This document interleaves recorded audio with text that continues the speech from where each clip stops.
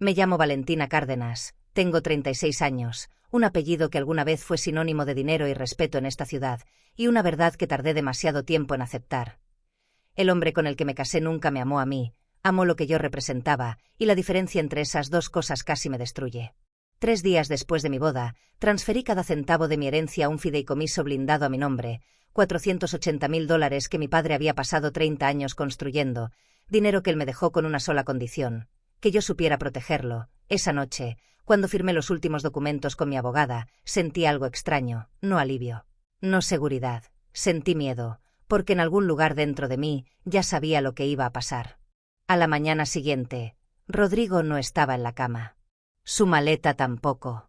Y sobre la almohada donde debería haber estado su cabeza, había solamente una nota escrita a mano con esa letra suya que yo había aprendido a leer como si fuera un idioma propio. 4 palabras. Solo 4 palabras que tardaron exactamente 3 segundos en leerse y que tardaron meses en dejar de doler. Decía, no era lo que esperaba.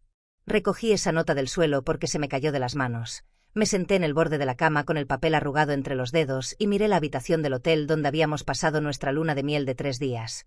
Las flores que le había pedido la noche anterior todavía estaban frescas en el florero, su champaña a medio terminar. El vestido de seda que yo me había puesto para nuestra primera noche juntos, doblado con cuidado sobre la silla como si yo hubiera sabido, de alguna manera. Inconsciente, que tendría que guardarlo sola. Quiero que entiendas lo que significa despertar así, no es solo abandono, es la confirmación de un miedo que llevas años silenciando, es el momento en que todo lo que no quisiste ver se vuelve imposible de ignorar. Pero para que comprendas por qué llegué hasta ese hotel, hasta esa cama, hasta esa nota, necesito llevarte al principio, a la Valentina que existía antes de Rodrigo, a la mujer que era antes de aprender, de la manera más cara posible, que el amor y el interés pueden parecerse tanto que a veces es casi imposible distinguirlos. Mi padre, Ernesto Cárdenas, fue el tipo de hombre que construye cosas con las manos antes de construirlas con el dinero. Empezó con una ferretería pequeña en Guadalajara cuando tenía 22 años y 30 años después tenía 4 sucursales. Una empresa de distribución y una reputación que valía más que cualquier contrato. Era serio, era recto. Era del tipo de personas que cree que el carácter se demuestra en los detalles pequeños. Me enseñó a leer estados financieros antes de enseñarme a manejar. Me enseñó que el dinero no habla, que susurra, y que las personas que lo gritan suelen ser las que menos tienen. Mi madre murió cuando yo tenía 12 años. Cáncer, rápido, sin aviso. Esa pérdida nos soldó a mi padre y a mí de una manera que nunca pudimos nombrar completamente. Nos volvimos uno del otro. Yo crecí siendo su compañía, su confidente, su pequeña socia, y él creció siendo mi único punto de referencia sobre lo que significa querer a alguien de verdad. En silencio, con constancia, sin pedir nada a cambio. Cuando mi padre murió, yo tenía 29 años. Fue un infarto masivo, súbito, un martes ordinario de octubre. Llegué al hospital cuando ya no había nada que hacer, y en medio de ese dolor que no tiene palabras adecuadas, tuve que enfrentarme también a la realidad de lo que él me dejaba. Una herencia considerable, una empresa que yo no sabía si quería manejar, y una soledad tan grande que por primera vez en mi vida no supe qué hacer con mis propias manos. Los 2 años siguientes los pasé flotando, vendí la empresa a un comprador que mi padre habría aprobado, contraté buenos administradores para el resto, viví con cuidado, con mesura, con esa disciplina que él me había enseñado, pero por dentro había un vacío que ninguna disciplina financiera puede llenar. Quería que alguien me mirara con la misma certeza con la que mi padre me miraba, quería sentir que existía para alguien de esa manera específica, concreta, sin condiciones. Rodrigo Fuentes llegó a mi vida en una cena de negocios a la que fui sin ganas, con un vestido negro que me puse porque era el primero que encontré, con esa actitud de quien ya no espera que la noche sorprenda. Era arquitecto, o al menos eso decía. Tenía ese tipo de presencia que llena una habitación sin esfuerzo aparente, esa seguridad de hombre acostumbrado a ser mirado. Me habló durante 2 horas sobre ciudades que había recorrido, sobre proyectos que tenía en mente, sobre su visión del mundo. Era inteligente o sabía parecerlo, que no siempre es lo mismo pero que en el momento se siente igual. Empezamos a vernos. Él era atento de una manera que me resultaba casi extraña, como si hubiera estudiado exactamente qué tipo de atención necesitaba yo. Llamaba cuando decía que iba a llamar, recordaba cosas pequeñas que yo mencionaba sin importancia, aparecía con flores no en fechas especiales sino en martes ordinarios, que es cuando las flores significan más. Yo, que llevaba años construyendo muros sin darme cuenta, empecé a bajarlos uno por uno. Hubo señales, siempre hay señales, pero cuando estás hambrienta de algo, el cerebro tiene una capacidad extraordinaria para reinterpretar lo que ve. Rodrigo nunca hablaba de su trabajo con detalles concretos. Cuando yo preguntaba sobre proyectos específicos, cambiaba el tema con una habilidad que yo leía como modestia. Tenía un estilo de vida que no correspondía a los ingresos que mencionaba vagamente. Una vez, revisando mi bolso, encontré por accidente un mensaje en su teléfono, que quedó desbloqueado sobre la mesa, donde alguien le preguntaba cuándo iba a pagar lo que debía. Cuando le pregunté, me dijo que era un malentendido con un proveedor. Le creí, o me obligué a creerle, que tampoco es lo mismo.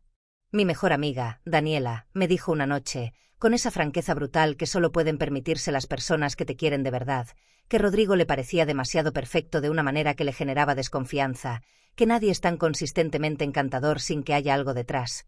Yo me enojé con ella, le dije que estaba proyectando sus propios miedos. Ella no dijo nada más.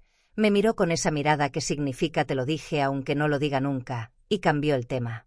Cuando Rodrigo me propuso matrimonio, yo dije que sí antes de que terminara la frase, no porque fuera impulsiva, sino porque llevaba meses construyendo una narrativa interna donde él era la respuesta a esa soledad que arrastraba desde la muerte de mi padre, donde él era la prueba de que podía volver a confiar en alguien. La boda fue pequeña, íntima, como yo quería. 30 personas, una hacienda en las afueras de la ciudad. Daniela estuvo, con una sonrisa que era real pero que no llegaba completamente a sus ojos. 3 días antes de la boda, tuve una conversación con mi abogada, la doctora Irene Solano, que llevaba años gestionando mis asuntos financieros y que era del tipo de persona que dice lo que piensa aunque duela. Ella me preguntó, con una calma que en ese momento me irritó profundamente, si yo había considerado proteger mi patrimonio antes de casarme. Me habló de fideicomisos, de estructuras legales, de la diferencia entre lo que el amor promete y lo que los contratos garantizan. Yo le dije que me parecía una falta de fe en mi matrimonio. Ella me dijo que era exactamente lo contrario, que proteger lo que construyó tu padre no tiene nada que ver con no confiar en tu esposo. No sé exactamente qué me hizo cambiar de opinión. Quizás fue esa vocecita que llevaba meses viviendo en algún rincón de mi cabeza y que yo seguía ignorando. Quizás fue el recuerdo de mi padre diciéndome que el dinero no distingue entre intenciones, que las estructuras existen precisamente para los momentos en que las emociones nublan el juicio. El caso es que 2 días antes de la boda, llamé a Irene y le dije que procediera. Firmé los documentos la noche del tercer día de casada, en la habitación del hotel, mientras Rodrigo dormía, o decía que dormía, $480.000 colocados en un fideicomiso donde él no podía tocarlos, donde ninguna deuda suya podía alcanzarlos, donde el apellido Cárdenas quedaba blindado detrás de una estructura legal que mi padre habría aprobado con una sonrisa tranquila. A la mañana siguiente, él no estaba. Y esa nota, esas 4 palabras, no era lo que esperaba. Lo que siguió fue una investigación que Irene inició de manera inmediata. Lo que encontraron en menos de 2 semanas era una arquitectura de mentiras tan elaborada que, en otros contextos, podría llamarse impresionante. Rodrigo Fuentes no era arquitecto, tenía una licenciatura inconclusa, un historial de deudas en 3 estados, y al menos 2 relaciones anteriores con mujeres de patrimonio considerable que habían terminado en pérdidas financieras para ellas. Había un patrón claro, documentado, con nombres y fechas. Yo era la siguiente en esa lista, o debía haberlo sido. El golpe no fue enterarme de que me había mentido, el golpe fue entender la dimensión de lo que había construido, el tiempo que había invertido, la precisión con que había estudiado mis necesidades, mis miedos, mi historia, el hecho de que en ningún momento de los 10 meses que estuvimos juntos hubo un instante real, genuino, que no estuviera calculado, que cada flor en martes ordinario, cada llamada a tiempo, cada momento de ternura aparente, había sido una inversión con retorno esperado.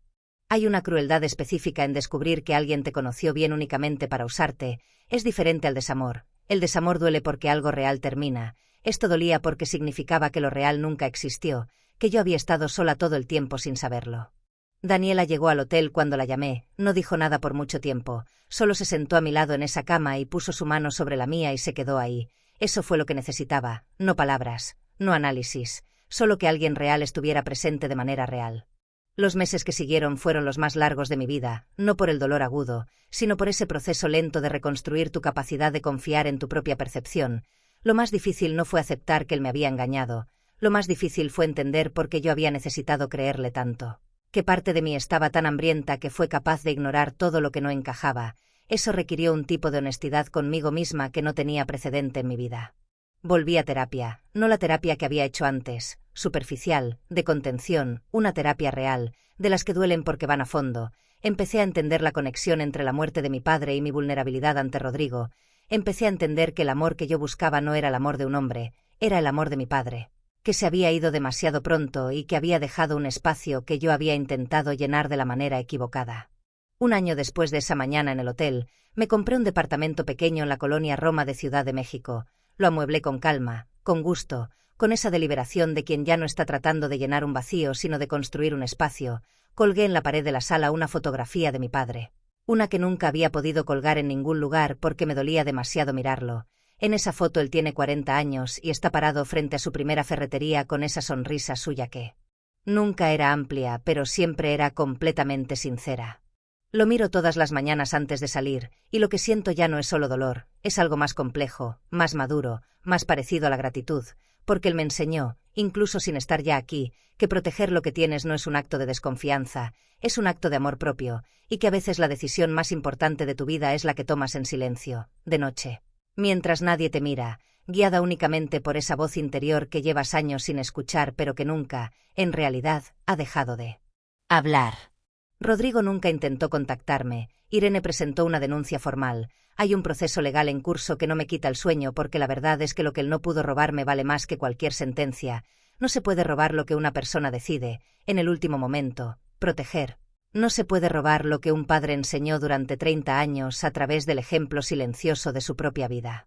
A veces, cuando llueve y me quedo mirando por la ventana del departamento con un café entre las manos, pienso en esa noche en el hotel, en esa firma, en esa decisión que tomé sin estar completamente segura de por qué la estaba tomando, y entiendo que hay momentos en la vida donde algo más profundo que el pensamiento consciente toma el control, donde el cuerpo sabe antes que la mente, donde la historia de quienes somos nos protege incluso cuando nosotras mismas no lo hacemos. Esa noche, sin saberlo del todo, me salvé a mí misma, y eso es algo que nadie, nunca, va a poder quitarme.